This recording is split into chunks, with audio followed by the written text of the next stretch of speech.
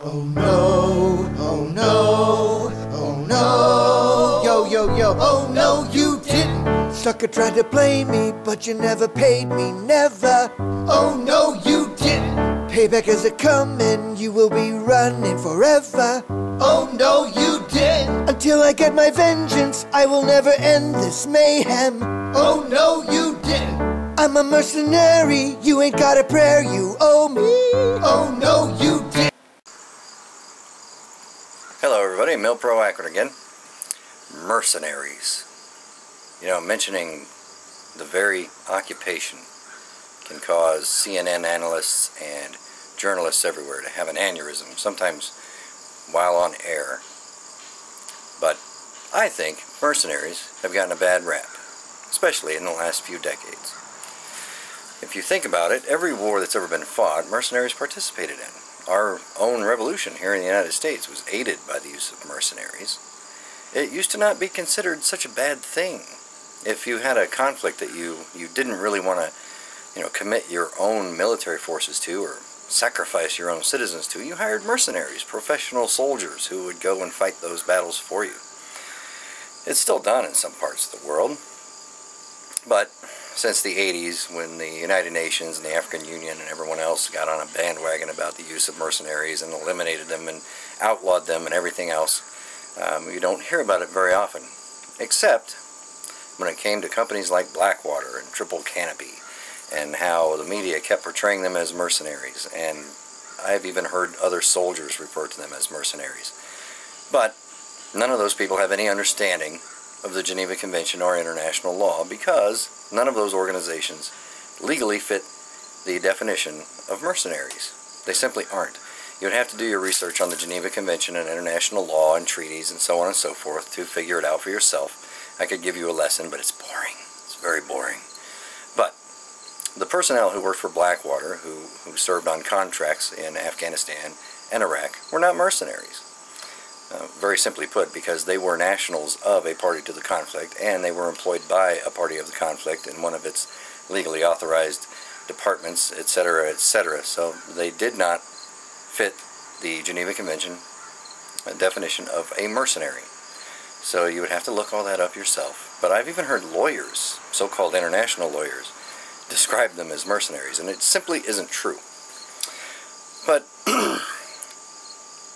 if we could use mercenaries today, legitimately just use mercenaries, think of all the good that we could do. Think of all the conflicts that are going on right now that nobody wants to be involved in. Nobody wants to commit their militaries to it, but they have to stop, like Darfur, Burma, Rwanda, Congo.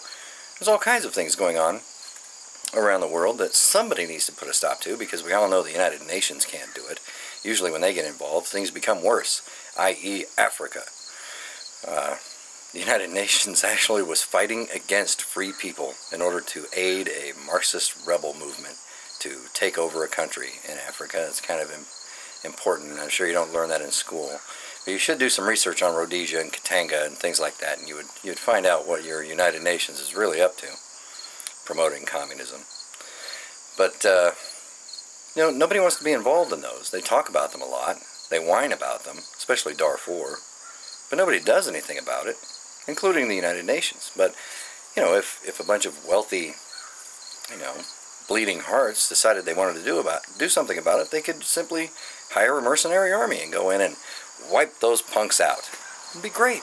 We could have overthrown the oppressive military regime in Burma decades ago, since nobody wants to be involved. I guess little Asian people don't rate very high on the scale of people we want to help, because, it's all because of principle, right?